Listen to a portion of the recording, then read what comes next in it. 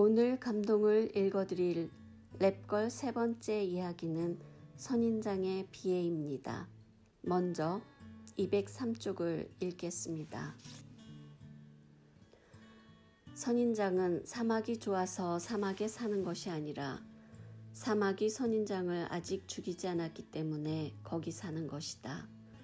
사막에 사는 식물은 어떤 식물이라도 사막에서 가지고 나오면 더 잘 자란다. 사막은 나쁜 동네와 많은 면에서 비슷하다. 거기서 사는 사람은 다른 곳으로 갈 수가 없어서 거기서 사는 것이다. 물은 너무 적고 빛은 너무 많고 온도는 너무 높은 상태. 사막은 이 모든 불편한 조건을 극대화해서 가지고 있는 곳이다. 사막에서는 생명을 위협하는 스트레스는 위기가 아니다.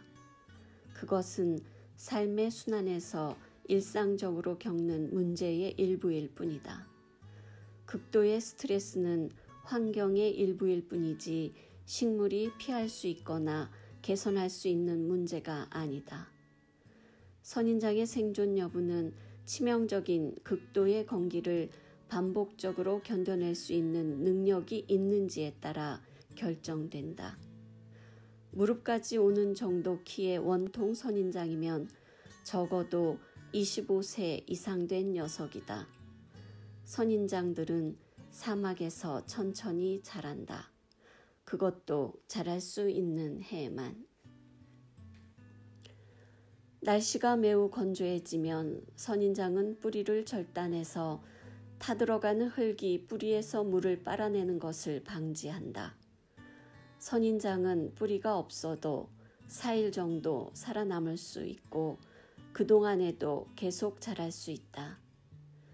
4일 후에도 비가 오지 않으면 선인장은 수축을 시작하는데 어떨 때는 이 수축을 몇 달간 혹은 주름이 모두 접혀서 닫힐 때까지 계속한다.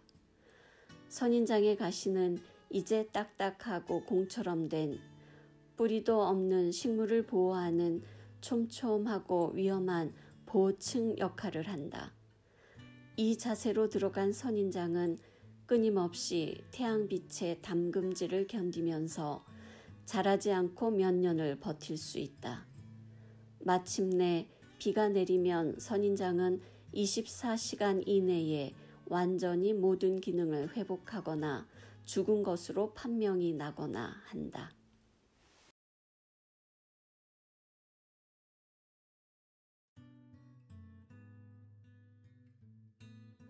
이 부분을 읽으면서 저는 선인장의 비애가 느껴졌습니다. 선인장은 사막이 좋아서 사막에 사는 게 아니라는 대목이 너무 뜻밖이어서 충격적으로 다가왔습니다. 저는 선인장은 사막이란 데를 좋아하는 식물인 줄 알았거든요. 그리고 사막이 나쁜 동네와 많은 부분 비슷해서 거기서 사는 사람은 다른 데로 갈 수 없어서 거기서 산다는 내용을 읽는 순간 기생충의 송강호 씨 가족이 불쑥 떠올랐습니다. 그 당시 그들의 삶에 공감하지 못한 게 너무 미안해서 영화 개봉한 지 2년이나 지난 지금 여기에 주인공 송강호 씨를 소환해서 그에게 편지를 썼습니다. 한번 들어보실래요? 기생충의 송강호 씨에게 호프 자런의 랩걸을 읽으면서 오늘 문득 당신네 가족이 떠올랐습니다. 당신들도 선인장처럼 반지하에서 살고 싶어서 산 건 아니었잖아요. 다른 곳으로 갈 수 없어서 그곳에서 살았다는 사실이 오늘따라 유난히 가슴 아프게 다가왔습니다. 와이파이도 안 터지고 지상으로 난 창문엔 지나가는 취객이 소변이나 보는 곳, 소독차가 지나가면 그 소독 연기가 집안 가득히 꽉 차버리는 그곳 말입니다. 그곳에서 벗어나고 싶어 당신들은 부자 이선균 씨네 집으로 하나둘씩 들어간 거잖아요. 저는 당신들의 행동이 옳다고 얘기하는 건 아닌데 이선균 씨 부부의 위선이 더 사악하다는 생각이 듭니다.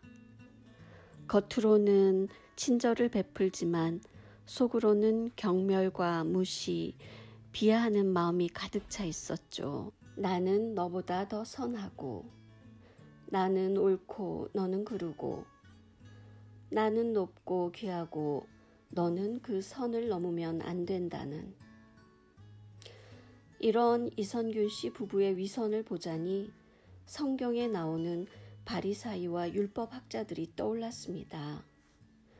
겉은 깨끗해 보이지만 속은 탐욕과 방종으로 가득 차 있고, 다른 사람들에게는 의인으로 보이지만 속은 위선과 불법으로 가득 차 있던 그들 말입니다. 그런 이선균 씨네 삶 속으로 당신네 가족이 들어간 건 정말 불행의 시작이었습니다.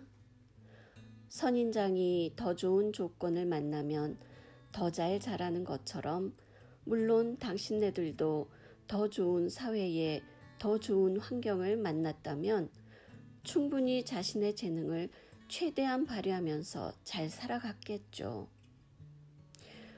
그런 면에서 오늘 새삼스럽게 가진 자들은 자신들의 절대 부와 절대 권력을 자손 만대에 물려주고, 없는 사람들은 가난과 치욕을 또한 자녀들에게 대대로 물려줄 수밖에 없는 우리 사회가 생각나서 무척 답답하고 안타깝게 느껴졌습니다. 정의와 공정이 차고 넘치는 사회가 이루어지길 간절히 소망해 봅니다. 잠시 다른 방향으로 흘렀는데 송강호 씨, 당신네 가족이 이 선인장의 인내를 좀 더 닮았다면 그런 불행과 파멸의 늪에 빠지지 않았을 거란 생각을 해봅니다.